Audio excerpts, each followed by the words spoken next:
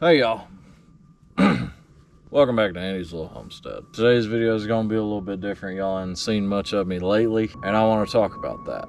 The last few weeks have been kind of rough for me, and for no real reason at all, other than what my brain manufactured. I mean, I've had a few things come up. The F-250's having issues, and then I got another one of our boxes running, and then blew up one of the calipers on it 40 miles later, but that's fine. Those are kind of just normal things. But what I got going on is it's in my mind. It's literally just in my head. I've been dealing with depression for years, and I've gone through a lot of different situations with it, and it's I haven't found a solution. See, whenever it hits, I don't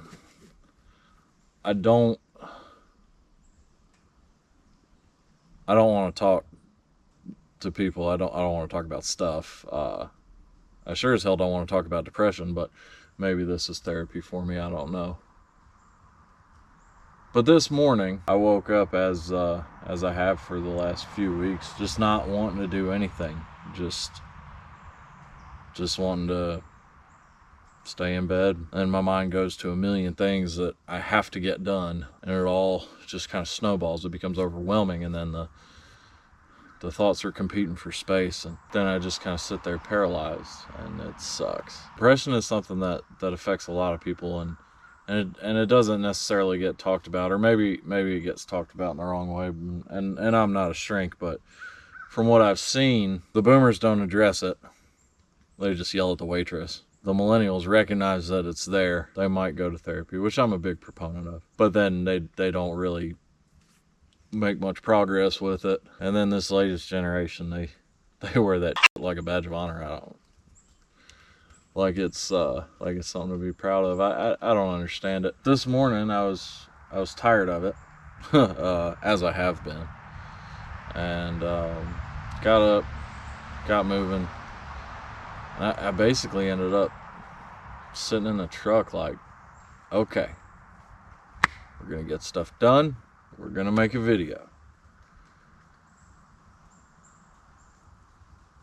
And then the list ran through again. So instead of going to therapy like I should, I went to go split some firewood, because why would you pay a therapist when you can make firewood? Of course, I couldn't find my splitting maul, so I looked around for a little bit, but I'm entirely too scatterbrained and ADHD to remember where I put it. I've got 4 of them.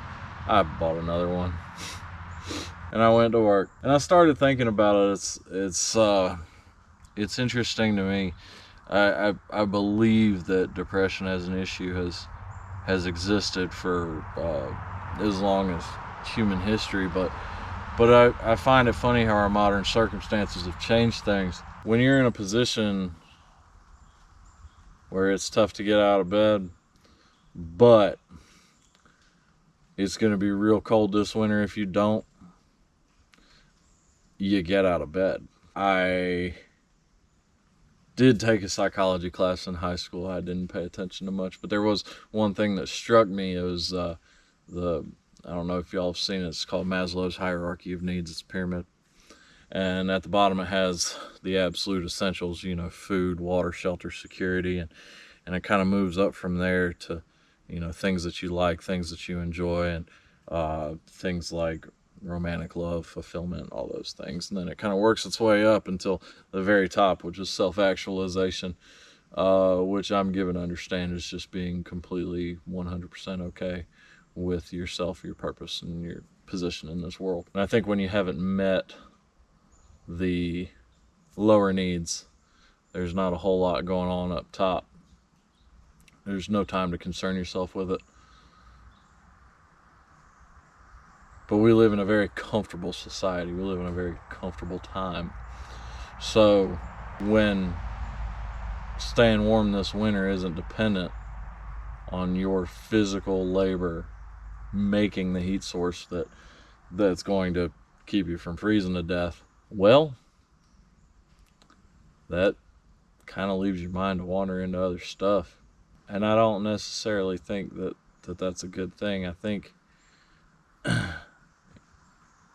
men especially, everybody, but especially men need purpose. We spend our in modern society, it's all about this concept of looking for happiness, trying to find happiness, trying to find the job that makes you happy, the spouse that makes you happy, the situation, recreational activities, the new truck, the four-wheeler, the fishing boat. Guilty. But I think if you pursue happiness and happiness alone, I don't think you're ever going to find it. I don't think we're looking in the right place. I think rather than happiness, the goal should be fulfillment. To live a fulfilling life where you've served your family, you've served other people, you've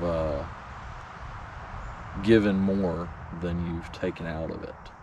This idea that you just need a better job, or you just need to break up with your girlfriend, or you just need to do these other things. You'll get an initial feeling of happiness because of the change. It's something that you're excited about. But it won't take long before you're empty again. Just chasing it like a drug. And the funny thing about self-actualization as a goal, I think if you want to look at the root cause of addiction, it's that desire. Because you can be broke and hungry and feel unloved and whatever else, but when you smoke crystal meth, you're up here, bud. Nothing else on that pyramid matters. You're at the top. I've never done meth, for the record. I just making a point. But when your entire life is focused on what you can do for you, what makes you happy, whatever else the case may be,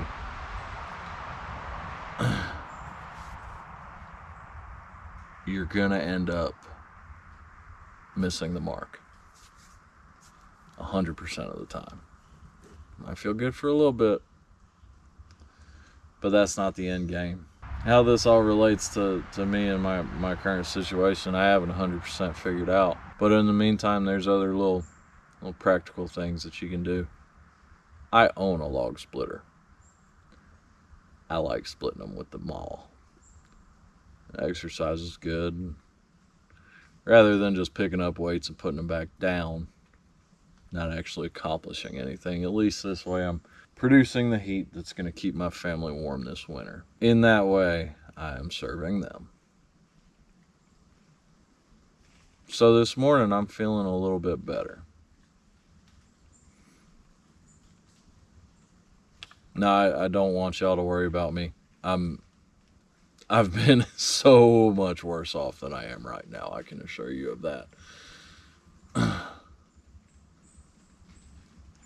But it doesn't do me or anybody else any good to put on a happy face and act like everything's cool, show the next project or whatever.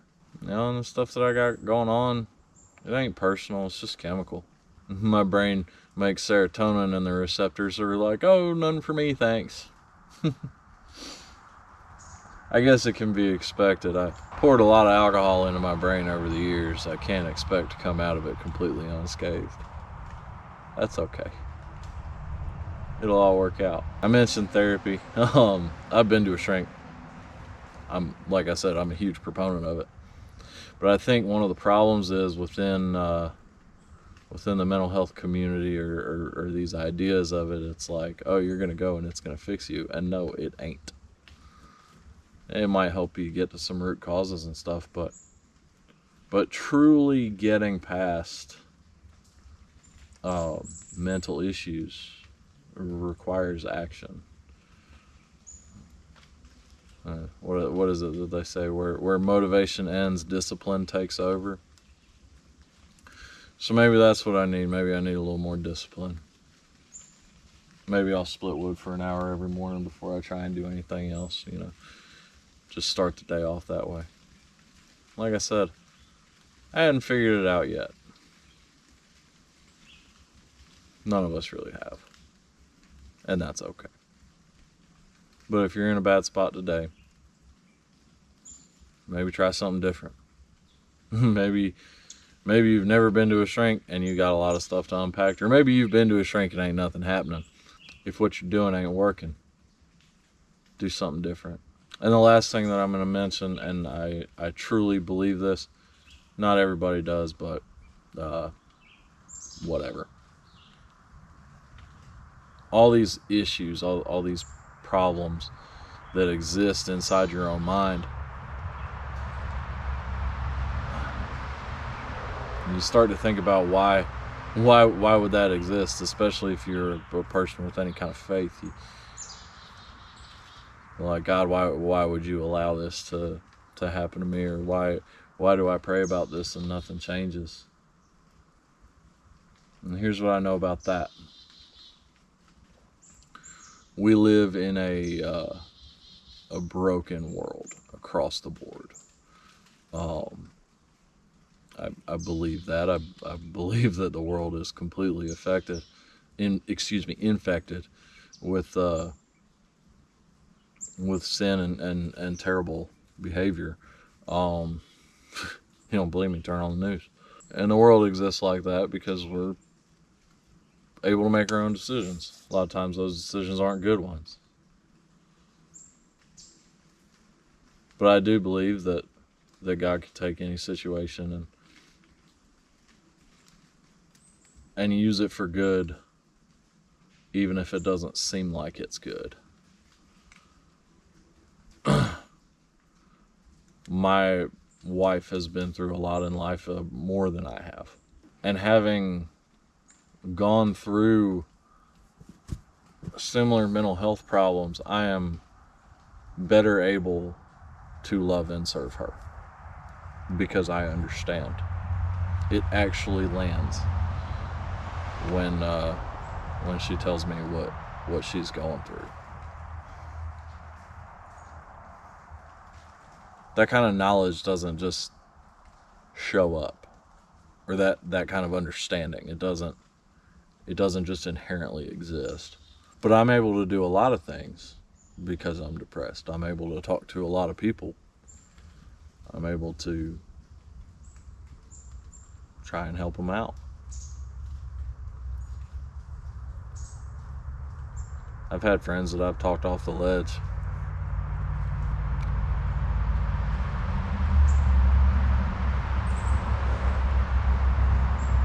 And just having that bit of understanding has allowed that to happen. So I don't really question the why anymore. Just work on getting past it. Go out, split some firewood, do something good for someone else. Because you ain't never going to find happiness when you're looking for it for yourself. That I know to be true as well. I reckon I'll get back to making my videos here in a little bit. But I wanted to let y'all know where I'm at, what's going on. It'll be okay. As always, I hope y'all enjoyed and I hope you learned something. I love you. God bless. I swear, men will do anything but go to therapy. You should go to therapy. Oh, no, you're going to go out and buy a new splitting maul and cut firewood instead. Yeah, that's what I'm doing.